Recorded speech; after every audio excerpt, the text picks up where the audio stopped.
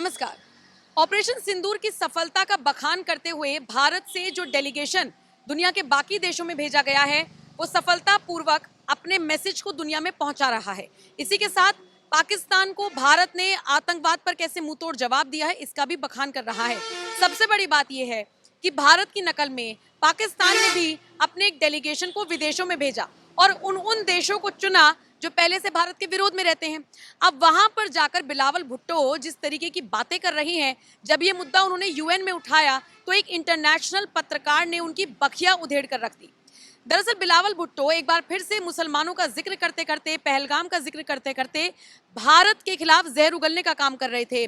वो ये बताने की कोशिश कर रहे थे कि देखो, जब से पहलगाम हुआ है तब से भारत में मुसलमानों को शैतान बताया जा रहा है। तो क्या स्थिति है वहां पर मुसलमानों की? जिसके बाद एक इंटरनेशनल पत्रकार ने सबके सामने बिलावल भुट्टो की बेइज्जती कर दी और सोफिया कुरैशी का नाम लेकर कह दिया कि वो जो प्रेस कॉन्फ्रेंस थी ना, जो भारतीय सेना ने की थी, मैंने व्यक्तिगत तौर पर उसको देखा था। और अगर आपने देखा हो तो आपको भी पता होगा कि उसमें जो लीड कर रही थी या जो अपनी बात रख रही थी या जो भारत का पक्ष रख रही थी, वो एक मुस्लिम बेटी ही थी। आगे की जानकारी मेरे सहयोगी सौरभ श्रीवास्तव देंगे। देखिए नम्रता, पाकिस्तान इस समय दुनिया भर में अपने नैरेटिव को सेट करना चाहता है। वो ये दिखाने की कोशिश कर रहा है कि हम आतंकवाद नहीं पालते हैं, लेकिन दुनिया के सामने भारत ने सच्चाई रख दी है। भारत के जो 7 डेलीगेशन दुनिया भर में अलग अलग बड़े देशों में गए हुए हैं, उन्होंने पाकिस्तान की पूरी तरीके से सबूतों के साथ पोल खोल के रख दी है। ऑपरेशन सिंदूर की कार्रवाई और आतंकी ठिकानों पर जब हमला हुआ तो आतंकवादियों के जनाजे में जिस तरीके से पाकिस्तान के सेना के अधिकारी और पुलिस के अधिकारी और प्रशासन के लोग शामिल हुए, उन सारी तस्वीरों को, साक्ष्य को भारत ने दुनिया के सामने रखा है। जब पाकिस्तान को इस चीज़ का अंदाज़ा हुआ कि अब उसकी छवि पूरे विश्व के सामने क्या हो, तो पाकिस्तान ने अपने टीम को भेजा। लेकिन पाकिस्तान ने इसका नेतृत्व करने का जिम्मा किसको दिया? बिलावल भुट्टो को। बिलावल भुट्टो वही हैं जो पहले नदियों में पानी की जगह खून बहाने की गिदरभपकी भारत को दे रहे थे, लेकिन अब जब भारत वैश्विक तौर पर कूटनीतिक चाल चल के पाकिस्तान की कमर तोड़ दिया है, तो अब वही बिलावल भुट्टो के जो सुर हैं वो बदले बदले दिखाई दे रहे हैं। उनके सख्त तेवर अब ऐसे नरम पड़े हैं कि जैसे अब उनके गले से आवाज़ नहीं निकल रही है। बिलावल ने तो पहले तो ये कह दिया, पहले तो वो ये सेट करने की कोशिश की है मामले को कि भाई भारत में मुसलमानों का विरोध हो रहा है। पहलगाम आतंकी हमले के बाद जिस तरीके से भारत ने मुसलमानों के खिलाफ एक एजेंडा चलाया गया, मुसलमानों का विरोध शुरू हुआ, तो इंटरनेशनल पत्रकार जो पूरे विश्व की बड़ी खबरों को कवर करते हैं, उन्होंने सबके सामने उनको धो डाला, नंगा कर दिया। उन्होंने कहा कि अरे भाई, भारत ने तो मुस्लिम बेटी को आगे किया, मुस्लिम बेटियों ने ही तुम्हारे पाकिस्तान की जो है हालत ख़राब करके रख दी, तुम उसका सामना कर नहीं पाए। तो भारत में हिंदू मुस्लिम जैसी कोई ऐसी बात नहीं है। और सबसे बड़ी बात है, अगर आप देखिए नम्रता, डेलीगेशन में भी जो भारत का डेलीगेशन गया है उसमें ओवैसी जैसे नेता गए। ओवैसी जो प्रधानमंत्री नरेंद्र मोदी और खासतौर से बीजेपी के धुर विरोधी माने जाते, तो भारत देश के मुद्दे पर एकजुट है, ये पूरे विश्व को पता है। शायद यही वजह है कि इंटरनेशनल पत्रकार ने बिलावल भुट्टो को उन सबके सामने इस तरीके से धोया है। उसके बाद बिलावल ने अब कश्मीर का भी लागा लापना शुरू कर दिया। उन्होंने कहा है कि आतंकवाद से हम भी परेशान हैं और आतंकवाद के मुद्दे पर हम लड़ना चाहते हैं, हम आतंकवाद को ख़त्म करने के लिए भारत का सहयोग चाहते हैं। ये बिलावल भुट्टो का बयान है और ये बिलावल भुट्टो वही हैं जो कभी भारत और पाकिस्तान के बीच जब तनाव की स्थिति थी तो ये गिदरभपकी दे रहे थे। तो नम्रता, आप समझ सकती हैं कि अब बिलावल के तेवर कैसे बदल गए हैं, क्योंकि भारत ने चौतरफा पाकिस्तान को घेर लिया है।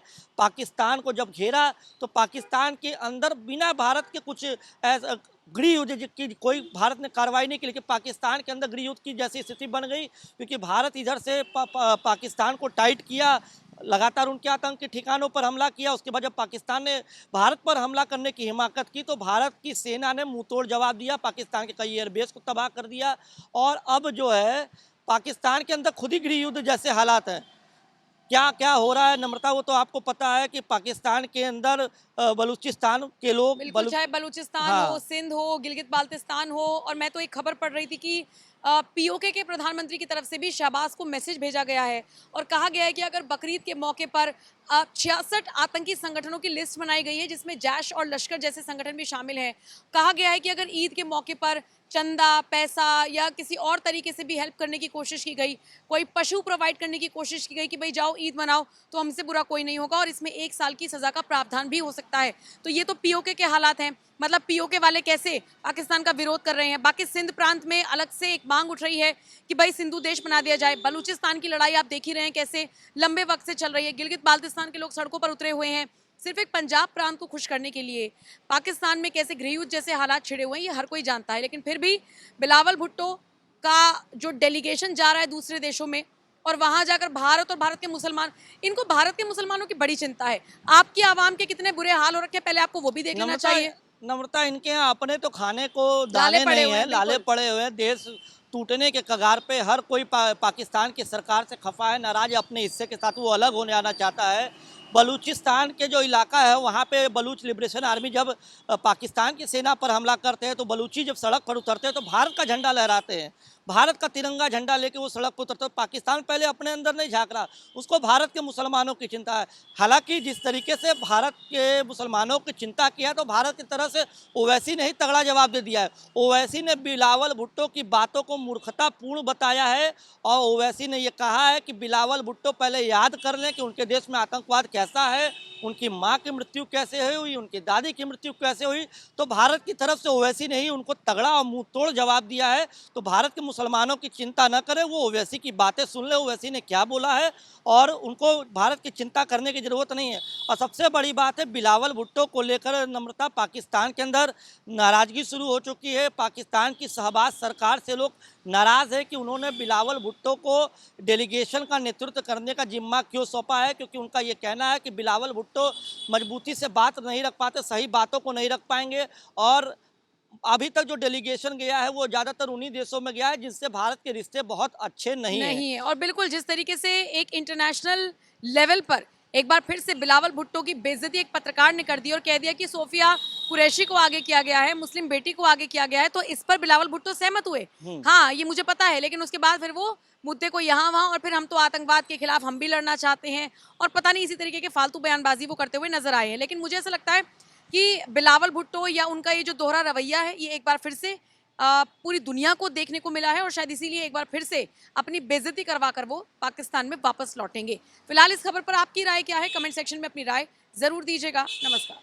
कि भारत एक विक्टिम है टेररिज्म का जो पाकिस्तान स्पॉन्सर्ड है और हमने उनको तमाम वाकयात गिनवाए, चाहे वो जम्मू कश्मीर असेंबली के सामने सुसाइड बॉम्ब हो, हमारे पार्लियामेंट पे अटैक हो, 26/11 का वाकया हो, गुजरात में, दिल्ली में जो बॉम्बिंग्स हुए, फिर आपके पुलवामा में जो हुआ, तो ये तमाम बातें हमने उनको बताए और हमने उनको ये बताया कि टीआरएफ रेजिस्टेंस फ्रंट जो एक नया ऑर्गेनाइजेशन है, ये नया 22 अप्रैल को नहीं पैदा हुआ। भारत की तरफ से यूनाइटेड नेशन 1262 सैंक्शन कमेटी को हमने दिसंबर 23 में और मई में 2 मरतबा हमने उनको बताया कि ये एलईटी टेररिस्ट ऑर्गेनाइजेशन का एक नया नाम है और इनको आप देखिए। बदबख्ती है कि वो उन्होंने पहलगाम में मासूम लोगों का कत्लेआम किया 26 अप्रैल के दिन। हमने उनको बताया कि पाकिस्तान को FATF की ग्रे लिस्ट में लाना बेहद ज़रूरी है, क्योंकि टेररिज्म पलता है, फूलता है और नुकसान पहुंचाता है इलीगल मनी के जरिए। और हमने मिसाल दी कि 2018 में जब पाकिस्तान को दोबारा ग्रे लिस्ट में लाया गया था तो मॉनिटरिंग हो रही थी उनके तमाम फाइनेंशियल ऑर्गेनाइजेशंस की, किस तरह पैसा कहाँ पे जा रहा है, तो उसका हमने उनके सामने रखा।